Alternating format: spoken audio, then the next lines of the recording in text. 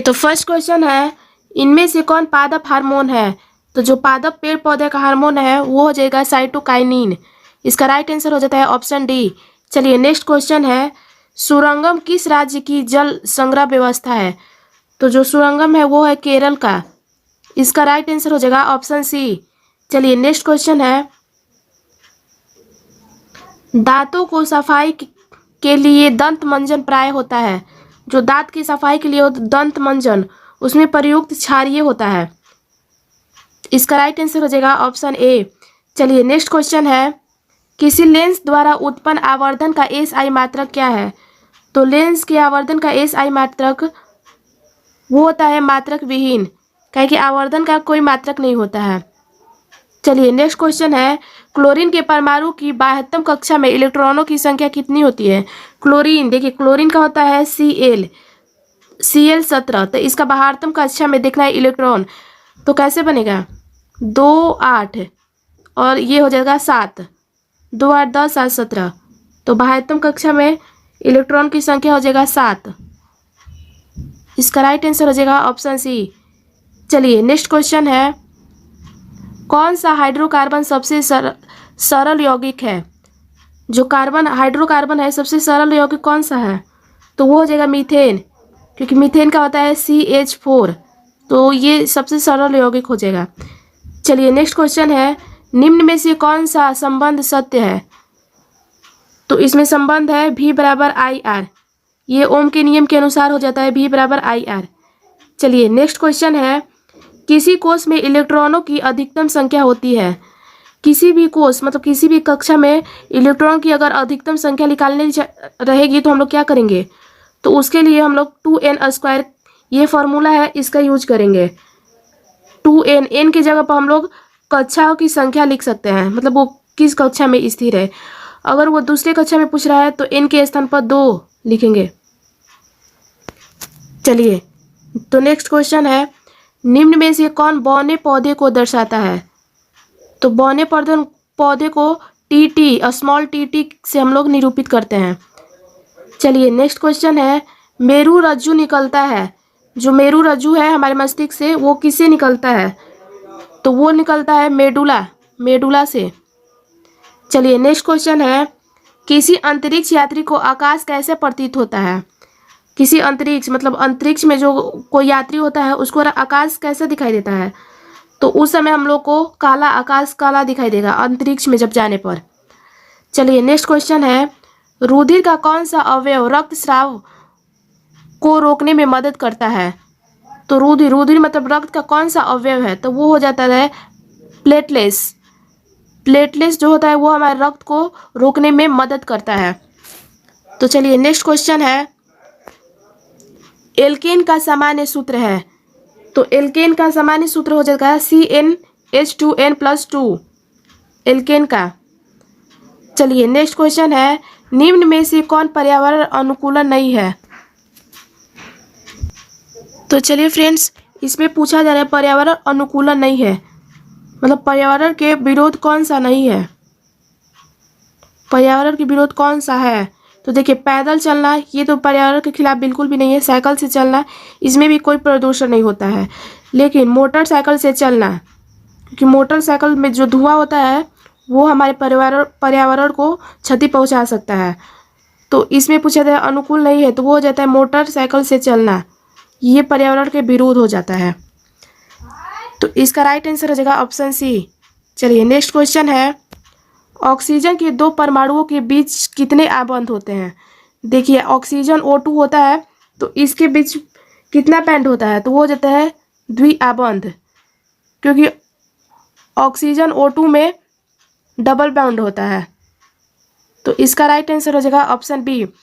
चलिए next question है, स्वपोषी पोषण के लिए आवश्यक है। स्वपोषी जो पोषण है, जो स्वयं पर निर्भर करते हैं, उनके लिए इनमें से सभी, मतलब जो स्वपोषी होते हैं उसके लिए पर्णहरित भी जरूरी होता है। कार्बन डाइऑक्साइड और सूर्य का प्रकाश से वो अपना भोजन बनाते हैं। तो इसका राइट आंसर हो जाता है ऑप्शन डी। चलिए नेक्स्ट क्वेश्चन है, नेत्र में प्रवेश करने वाली प्रकाश किरणें का अधिकतम अपवर्तन कहाँ होता है? जो हमारे नेत्र में प्रवेश करता है कोई भी प्रकाश का रंग, वो अधिकतम अपवर्तन कहाँ पर होता है? तो वो होता है कार्निया के बाह्यतम पृष्ठ पर, उसका प्रभाव अधिक होता है, मतलब अपवर्तन अधिक होता है। चलिए नेक्स्ट क्वेश्चन है, ओजोन परत किस हानिकारक विकिरण से पृथ्वी को सुरक्षा प्रदान करती है? तो जो ओजोन परत है, ओजोन का सूत्र होता है O3 है, तो वो हो जाता है पराबैंगनी किरण। इसका राइट आंसर हो जाएगा ऑप्शन सी। चलिए नेक्स्ट क्वेश्चन है, निम्न में से कौन स्वच्छ ऊर्जा स्रोत है? तो वो हो जाता है प्राकृतिक गैस। चलिए नेक्स्ट क्वेश्चन है, निम्न में से कौन एक उभयलिंग जंतु है? तो उभयलिंग आ जाता है केचुआ। चलिए नेक्स्ट क्वेश्चन है, अब निम्न में से कौन एक लिंगी पुष्प है? तो एक लिंगी हो जाता है, वो हो जाता है पपीता पुष्प। पपीता का पुष्प वो होता है एक लिंगी पुष्प। चलिए नेक्स्ट क्वेश्चन है, कौन सा अधातु कमरे के ताप पर तरल अवस्था में पाया जाता है? तो कमरे के ताप पर वो अधातु पूछा जाए तो हो जाएगा ब्रोमीन। ये ब्रोमीन ही ऐसा अधातु है जो कमरे के ताप पर तरल अवस्था में पाया जाता है। जो ये मरकरी होता है वो धातु जब पूछा जाएगा यहाँ पर धातु तो वो हो जाता है मरकरी, लेकिन अधातु पूछा जाएगा तो वो हो जाता है ब्रोमीन। चलिए नेक्स्ट क्वेश्चन है, धोबिया सोडा का रासायनिक सूत्र है? तो धोबिया सोडा का रासायनिक सूत्र Na2CO3.10H2O। इसका राइट आंसर हो जाएगा ऑप्शन बी। चलिए नेक्स्ट क्वेश्चन है, निम्न में से कौन सा जीवाणु जनित रोग नहीं है? तो जीवाणु जनित रोग वो होता है मस्सा। मस्सा जो है वो जीवाणु के द्वारा नहीं फैलता है, ये अनुवांशिक ही होता है। चलिए नेक्स्ट क्वेश्चन है, निम्न में से किस धातु का गलनांक सबसे कम होता है? तो सबसे कम Na सोडियम का होता है। चलिए नेक्स्ट क्वेश्चन है, रासायनिक अभिक्रिया के दौरान किसी पदार्थ में ऑक्सीजन का योग कहलाता है? तो वो हो जाता है उपचयन। चलिए नेक्स्ट क्वेश्चन है, कौन सा परंपरागत ऊर्जा का स्रोत है? तो वो हो जाता है जैव मात्रा, मतलब बायोमास। चलिए नेक्स्ट क्वेश्चन है, संगमरमर का रासायनिक सूत्र होता है? तो संगमरमर का CaCO3 कैल्शियम कार्बोनेट होता है। चलिए नेक्स्ट क्वेश्चन है, अति भारण के समय विद्युत परिपथ में विद्युत धारा का मान? तो अति भारण के समय क्या हो जाता है? तो उस समय बहुत अधिक बढ़ जाता है, विद्युत धारा का मान उस समय बहुत अधिक हो जाता है। चलिए नेक्स्ट क्वेश्चन है, जैव विविधता का विशिष्ट स्थल है? तो जैव विविधता का वो हो जाता है वन। इसका राइट आंसर हो जाएगा ऑप्शन डी। चलिए नेक्स्ट क्वेश्चन है, वायुमंडल में प्रकाश का कौन सा रंग सबसे अधिक प्रकीर्णित होता है? तो सबसे अधिक प्रकीर्णन वो हो जाता है लाल रंग, और सबसे कम हो जाता है नीला का, मतलब बैगनी का। चलिए नेक्स्ट क्वेश्चन है, निम्न में से किस माध्यम में प्रकाश की चाल अधिकतम होता है? तो प्रकाश की चाल हवा में निर्वात मतलब हवा में सबसे अधिक होता है प्रकाश की चाल। अब कितना होता है? तो वो होता है 3 × 10⁸ मीटर प्रति सेकंड, ये होता है। चलिए नेक्स्ट क्वेश्चन है, चाल का प्रतिरोध निर्भर नहीं करता है? तो चाल का प्रतिरोध किस पे निर्भर नहीं करता है? तो वो हो जाता है चालक में प्रवाहित विद्युत धारा पर निर्भर नहीं करता है, क्योंकि एक चालक का प्रतिरोध किन किन बातों पर निर्भर करता है, ये भी क्वेश्चन एक दे सकता है। तो वो हो जाता है चालक की लंबाई पर तो निर्भर करेगा ही, चालक के तापमान पर और चालक के अनुप्रस्थ काट के क्षेत्रफल पर भी वो निर्भर करता है। तो इसमें पूछा जा रहा है प्रतिरोध निर्भर नहीं करता है, तो ये जब ये तीनों पर करता है तो वो हो जाता है नहीं करता है चालक में प्रवाहित विद्युत धारा के। चलिए नेक्स्ट क्वेश्चन है, निम्न में से किस दर्पण की फोकस दूरी धनात्मक होती है? तो फोकस दूरी मतलब एफ किस में धनात्मक होता है? तो वो हो जाता है उत्तल दर्पण में। उत्तल दर्पण में जो फोकस दूरी होता है वो धनात्मक होता है, और ऋणात्मक हो जाता है तो वो अवतल दर्पण। तो चलिए फ्रेंड्स नेक्स्ट क्वेश्चन है, पादप में पाए जाने वाले वृद्धि हार्मोन कौन सा है? तो वृद्धि हार्मोन जिबेरेलिनियम हो जाएगा। चलिए नेक्स्ट क्वेश्चन है, निम्न में से कौन सा उपधातु है? तो उपधातु वो हो जाता है जर्मेनियम।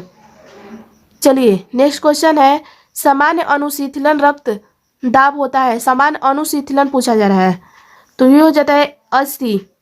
अनुशीतलन नीचे वाला को कहा जाता है और ऊपर वाले को 120/80 होता है। चलिए नेक्स्ट क्वेश्चन है, विभक्त वलय का उपयोग किस उपकरण में करते हैं? तो विभक्त वलय का विद्युत मोटर में करते हैं। चलिए नेक्स्ट क्वेश्चन है, विद्युत आवेश का SI मात्रक होता है। तो विद्युत आवेश का SI मात्रक कूलॉम होता है, आवेश का कूलॉम। चलिए आज का आखिरी प्रश्न है, हमारे शरीर किस pH परास के बीच कार्य करता है? देखिए pH परास जो होता है, हमारा शरीर किसके बीच में कार्य करता है? तो वो कार्य करता है 7 से लेकर 7.8 के बीच। तो इसका राइट आंसर हो जाएगा ऑप्शन डी। तो चलिए फ्रेंड्स, इस वीडियो में बस इतना ही। अगर आपको ये वीडियो अच्छी लगे तो प्लीज़ लाइक करें, शेयर करें और सब्सक्राइब करें। मिलते हैं नेक्स्ट वीडियो में, तब तक के लिए धन्यवाद।